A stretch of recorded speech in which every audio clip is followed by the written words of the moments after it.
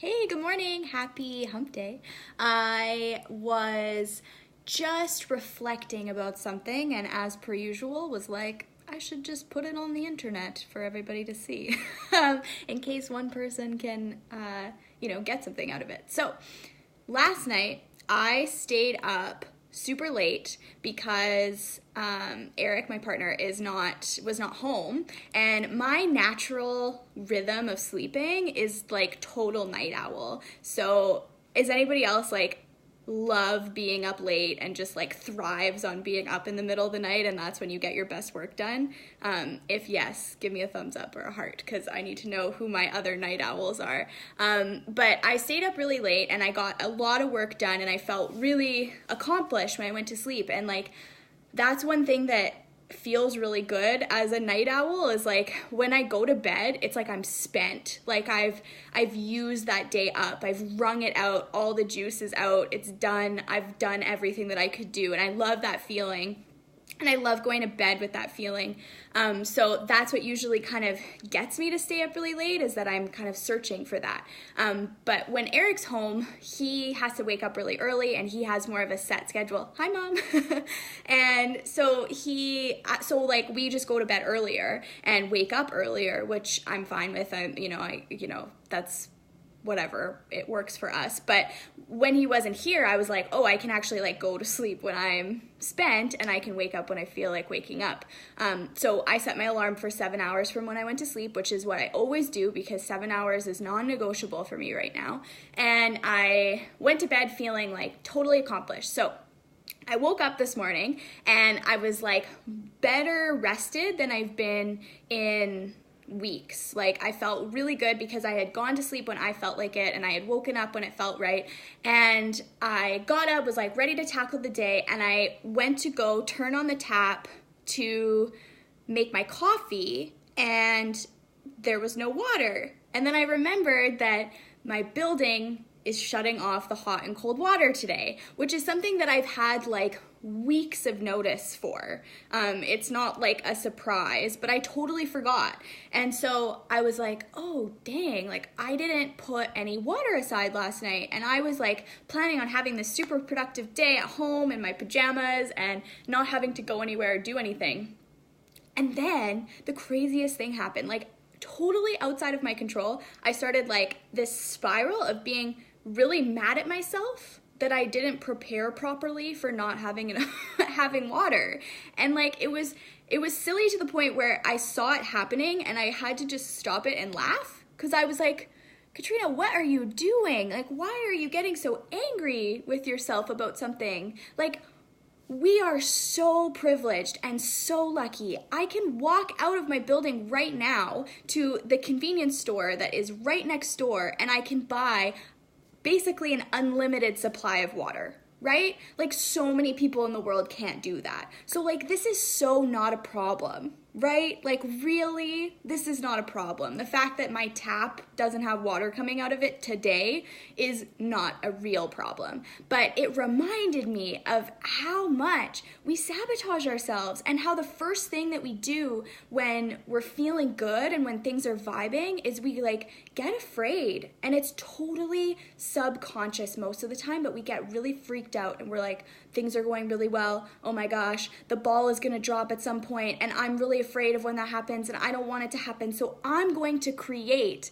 something myself. I'm gonna fabricate something that basically offsets it, right? So it's like nothing's gonna happen to me. I'm protected now because I have created my own sort of lack of joy. And now nothing that could ever come in will do that to me because I'm in control, right?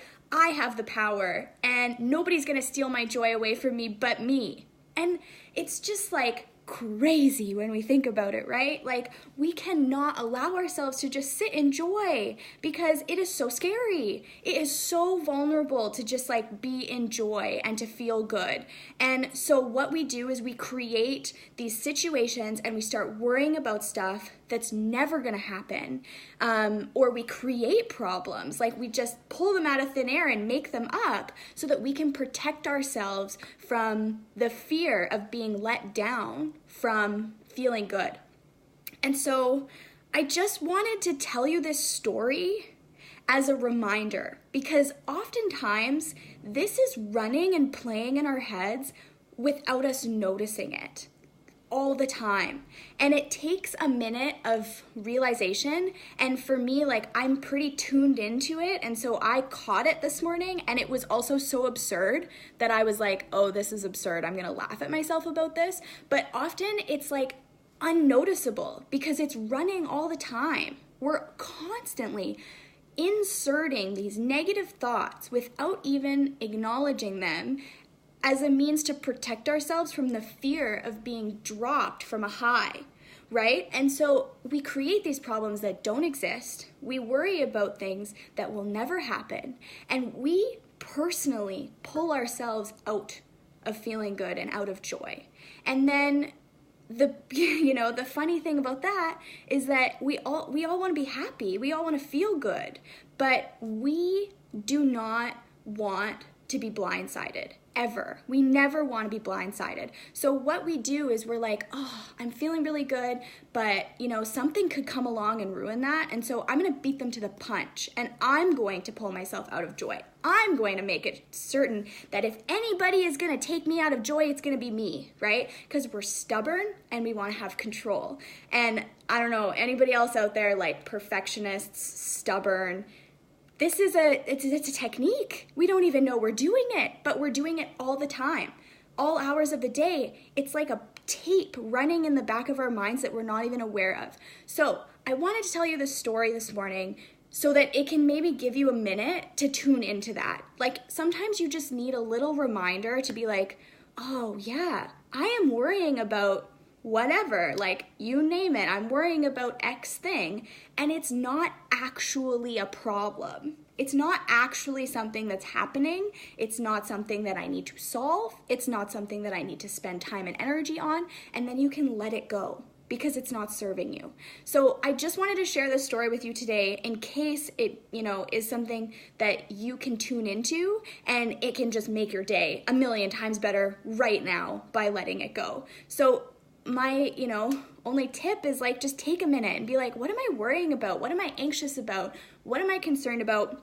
And then just being like, is it real? Like, is it an actual thing that's happening? Is it tangible? If no, let it go, because it's not going to serve you. If you can't just let it go, I totally recommend writing it down. Write it down. And then you're going to be like, that's silly. Or if you don't think it's silly and it's still something worrying you, you have it on paper and it doesn't need to take up space in your brain anymore because you don't have to hold it there. It's somewhere else. You can let it go from your brain. Once it's let go from your brain, that's half the battle, right? So if you can't just be like, let it go, write it down, get it out of your head, okay? And if it is something that's real, if you realize that it's something that you actually need to do something about and that it's stopping you from being able to feel good and be enjoyed today, then deal with it now. Eat that frog, Do that thing now so that the rest of your day can be better. Because oftentimes we take a difficult situation and we put it off because we hope that it's gonna go away or it's gonna change, and most of the time it doesn't, right? So address it now, as scary as it is, as intimidating as it is, address it now so that you can be lighter, so that that thing can be gone and you can go on with the rest of your day feeling better and not being weighed down by all of this stuff that you're worrying about, okay?